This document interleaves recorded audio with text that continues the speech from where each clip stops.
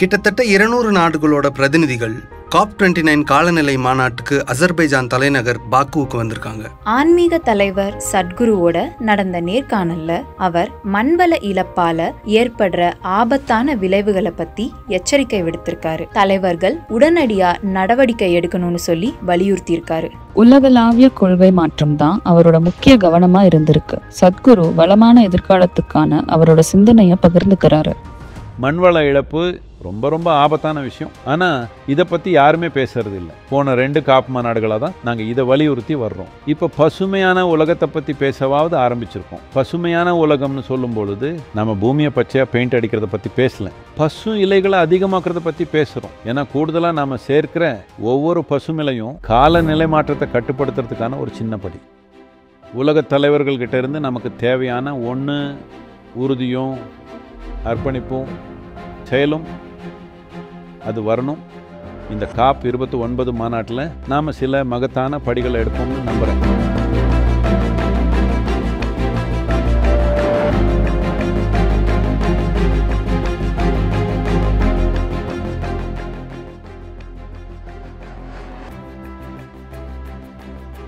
நீங்க முக்கியமான ஒருத்தர். இப்போ சிதைஞ்சு சீரழிஞ்சு போயிருக்கிற இந்த டிஜிட்டல் தளத்துல நீங்க வழிகாட்டுற வெளிச்சமா இருக்கீங்க. நாடுகள் மக்கள்னு சிந்திக்கிற காலம் போய் பூமி மனிதகுலம்னு சிந்திக்கிற காலம் வந்துருச்சு. எனக்கு ரொம்ப சந்தோஷமா இருக்கு. இன்னைக்கு எனக்கு ஒரு சிறப்பான நாள். எண்ணெயும் எரிவாயுவும் உற்பத்தி செய்கிற நாடுகள் இந்த பொறுப்பை எடுக்கிறது முக்கியம். நாம் எல்லாரும் செய்கிற விஷயங்களுக்கு பல வழிகளில் ஈடு செய்கிறது முக்கியம். அசர்பைஜான் ஒரு வழிகாட்டியாக உயரணும். இதுதான் சரியான நேரம். மத்திய ஆசியாவிலேயாவது இதுக்கு முன்னோடி ஆகணும். ரொம்ப பயனுள்ள இந்த கூட்டு முயற்சியில் உங்களோட இணையிறது ரொம்ப சந்தோஷம். நாம் எப்படி மாற்றத்தை கொண்டு வர முடியும்னு, உலகத்துக்கு உணவு வழங்குற ஒரு முக்கிய ஆதாரமாக எப்படி மாற முடியும்னு காட்டி உலகத்துக்கே நீங்கள் ஒரு சிறந்த முன்னுதாரணமாக ஆக முடியும். நம்மளால் முடிஞ்ச எல்லா வழியிலையும் இதை நடத்த முடியும்.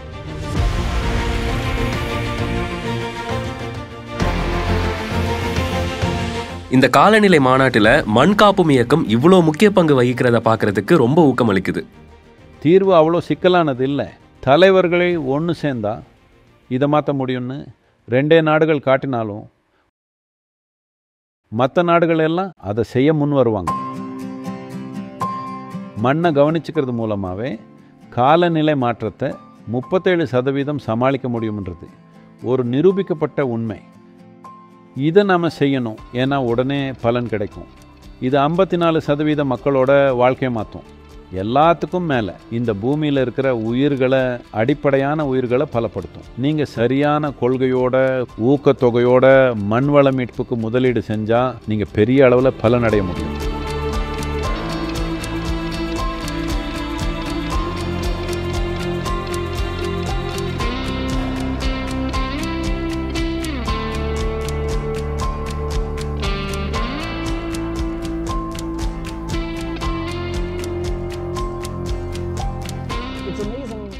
சத்குரு காப் மாநாட்டில் எப்படி ஊக்கம் கொடுக்குறாருன்னு பார்க்குறதுக்கும், மண்ணோட முக்கியத்துவத்தை பற்றி மக்களோட மனசுலையும் இதயத்துலையும் எப்படி புரிய வச்சு ஊக்கப்படுத்துகிறாருன்னு பார்க்குறதுக்கும் ரொம்பவே அற்புதமாக இருக்குது.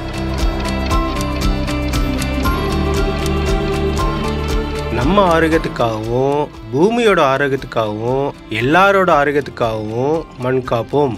Save soil, secure future. Save soil. Save soil to secure the future. அற்புதமான நிகழ்ச்சி இது.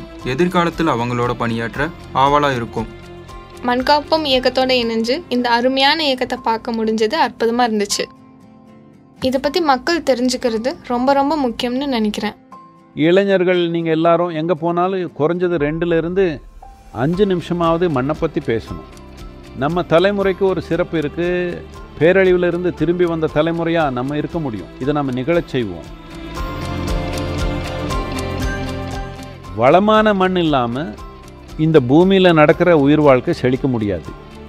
மண் காப்போம் இயக்கம்ன்றது இந்த பூமியை எல்லா உயிரினங்களும் நல்லா வாழ தகுதியான இடமா மறுபடியும் மாற்றுறதுக்கான இயக்கம். ஏன்னா அந்த உயிரினங்களை பேணி காக்கிறது ஒரு செடியோட வேர்களை பேணி காக்கிறது மாதிரி நம்ம இதை நிகழச் செய்வோம்.